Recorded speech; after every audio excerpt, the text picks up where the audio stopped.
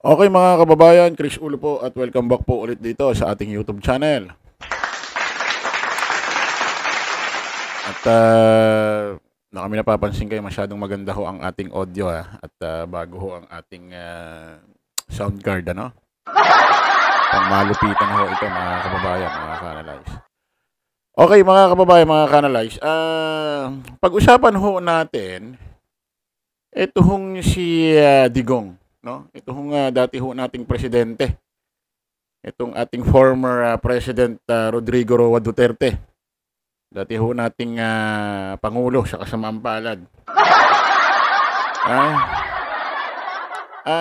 May kumakalat ho kasi, may nagpapauso dito sa social media ng mga Facebook.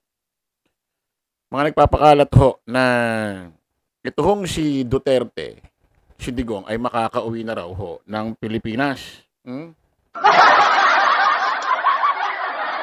Meron ho kasing isang FB page. Itong FB page na to mga kababayan, hindi malaman kung kanino ito eh.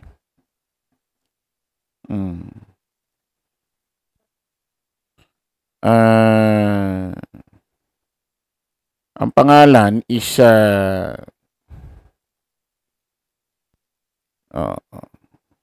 ano ba ito?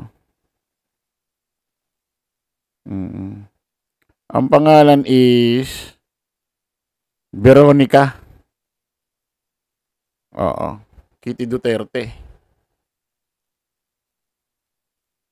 Veronica Kitty Duterte. Ayan.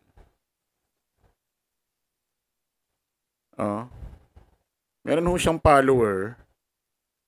Ang follower niya ho is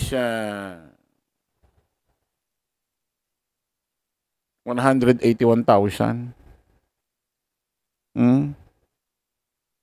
181,000.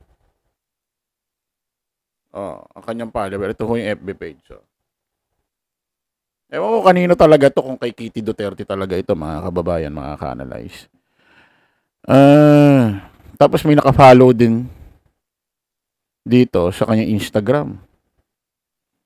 5 million daw. Ewan ko kung totoo ito. Meron ho rito kasi halos araw-araw ho nagpo-post ito na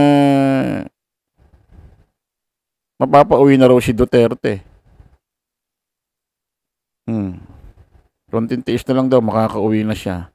Tapos mga nakaraan may mga pinapakita hong documents ito na kung saan mapapauwi na raw si Digong, yung kanyang tatay. Hindi ko lang alam ho kung original ho, kung itong FB page ho na ito legit. Kasi mukhang nagpapakalat ho ito ng fake news. Gusto ko lang ho maging aware ho kayo kasi kami naman mga follower, taga-suporta ni PBBM, especially mga loyalista dyan, hindi naman ho maniniwala agad-agad sa ganitong balita, nitong binabalita nitong FB page na to. Kaso nga lang ang problema, yung mga DD shit baka umaasa sa mga post na ito kasi libo-libo yung mga nagla-like eh. Mga nag-share eh. Daan-daan yung nagko-comment. Nakaabang na raw sila sa Tatay Digong nila. Pero ngayon, ito mga kababayan, ito legit itong balitang ito. Ultimo ho yung abogado ho ni Digong diyan sa ICC, no, yung kanyang abogado na nagtatanggol sa kanya sa isyung sa kasong crimes against humanity.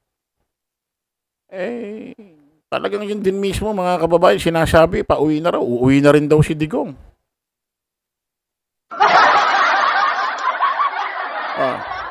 Pakinggan natin to.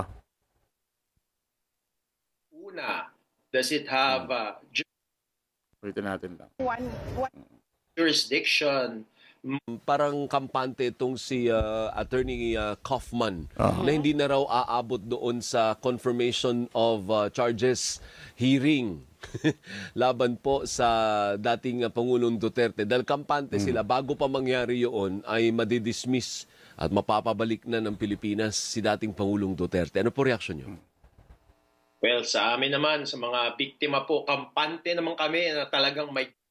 O, yan mismo, mga kababayan, yung abogado ni Digong, sinasabi niya ho, pinapaasa ho niya ang pamilya Duterte, pinapaasa niya ho yung mga taga-suporta ni Digong, na ito raw ho talagang si dating Presidente Rodrigo Roa Duterte, mapapauwi raw ho talaga ng Pilipinas.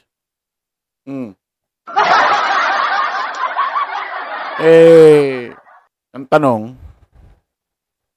magkano kaya ang talent nito? Talent tuloy. Magkano kaya ang